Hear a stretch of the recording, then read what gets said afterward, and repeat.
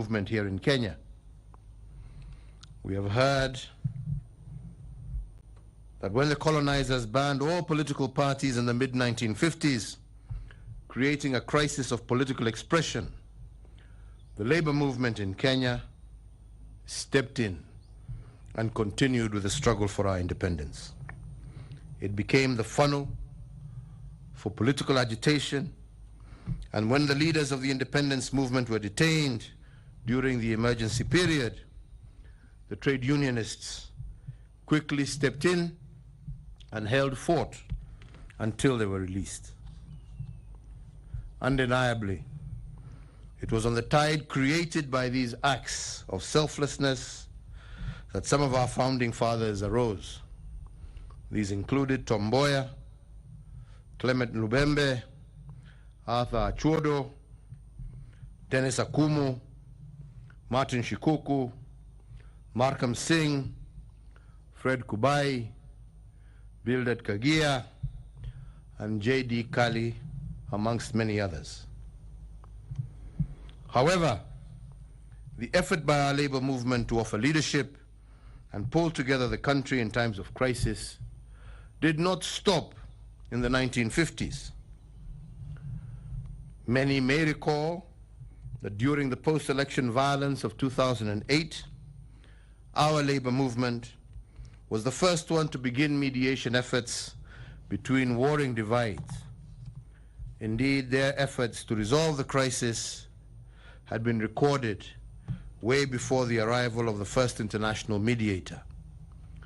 This uncelebrated role of the labor movement in Kenya must be put on record, more so their ability to act swiftly in times of crisis, and for that, as a country, we are grateful. Asante sana.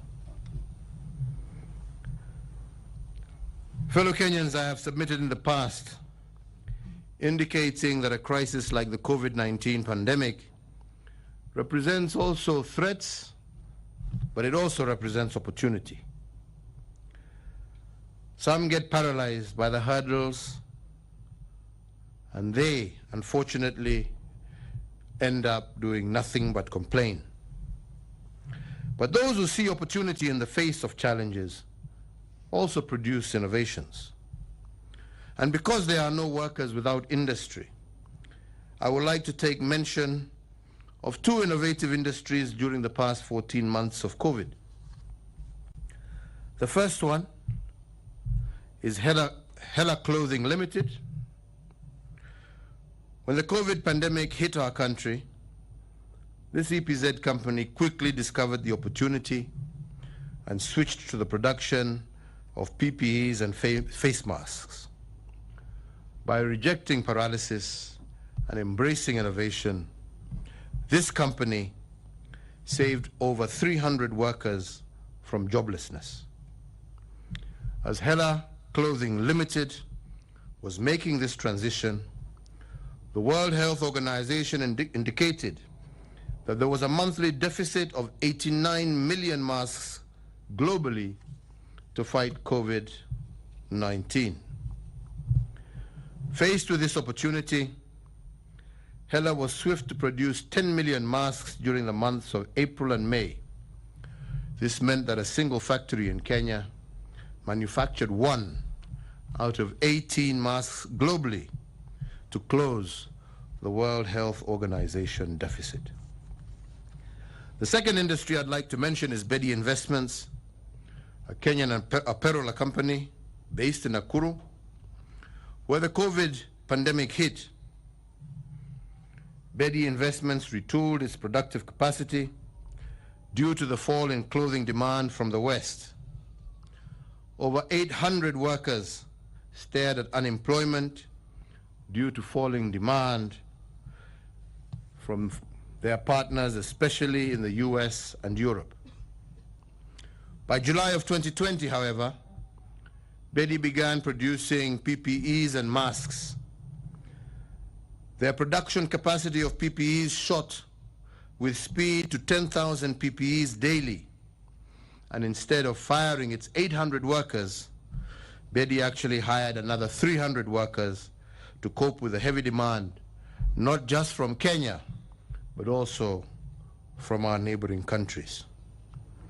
Today, Bedi Investments is responsible for manufacturing 80% of all PPEs available in Kenya and over 70% of the PPEs that are being supplied to our surrounding countries. The success of these two companies under mention was made possible because they were not paralyzed by the COVID crisis, but instead seized the opportunity and created innovations. But above all, their innovations preserved the much-needed jobs and even created new ones. Fellow Kenyans, I have spoken about swift action of the labor movement and the innovative ventures of the employer in industry. But now I will turn to the unbroken spirit of the worker. I have severally led our nation in celebrating our doctors, our nurses, our clinical officers, and all medical support staff who have worked without tiring for the past 14 months of this pandemic. Their current life of sacrifice and danger is without doubt a true testament that nothing is impossible, and they have taught us that if we put our hearts and minds to the service of others selflessly, we can indeed find our true happiness. To honor the sacrifice made by our health workers, therefore, I believe that we as citizens must exercise continuous civic responsibility. We must not overwhelm our health system by acting irresponsibly and raising the rate of admissions into our hospitals unnecessarily. Let us repay the sacrifice of our workers with civic responsibility. I lead the nation in celebrating our law enforcement and administration officers on this Labor Day also. These are probably the most unappreciated workers, but the most stretched by the COVID pandemic. We as a caring nation have noted their service, their dedication, their sacrifice, and we thank them for it. So indeed, I lead the nation in celebrating the invisible workers of our markets during COVID. They are the invisible suppliers who have kept our nation running in the face of difficult times. From the truck drivers who deliver our food from far, to the women in Marigiti who have distributed food continuously from 4 a.m. in the morning, to the border riders who connect the delivery dots to the digital sellers who make this possible. And I want to thank you all. And fundamentally, I wish to thank every Kenyan whose unsung efforts support our resilience against the challenges that we face today. Fellow Kenyans, let me end with some reflections on our current COVID-19 status as a nation.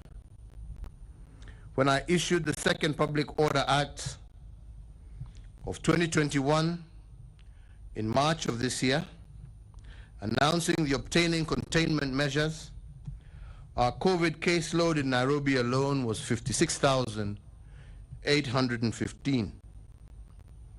This caseload has now gone down to below 15,000 for the month of April, signifying a 74% decrease in infections in Nairobi. Data from our medical experts suggest that the same trend in the zoned areas we put on lockdown during March 26th of this year. After 1 month of lockdown, the COVID case load within the zoned areas has come down by 72%. In other areas of the Republic, the COVID caseload fell by 89% and in Mombasa and 90% in Busia between March and April of 2021. Given expert advice that we have received and on counsel of the National Security Council, as well as the National Emergency Response Committee on COVID-19, I therefore on this day issue Public Order number 3 of 2021 as follows. That one, with regard to the zoned areas comprising of the counties of Nairobi, Machakos, Kiambu, Kajiado, and Nakuru, it is directed that the cessation of movement into and out of the zoned areas be and is hereby lifted. 2, that the hours of curfew in the zoned area are revised to commence at 10 p.m. and end at 4 p.m. with effect from midnight on this day of May 2021 until otherwise directed. 3, that in-person and congregational worship shall resume in strict fidelity to the guidelines issued by the Interfaith Council and the Ministry of Health. However, the attending congregation is still capped to 1/3 of the capacity of the place of worship.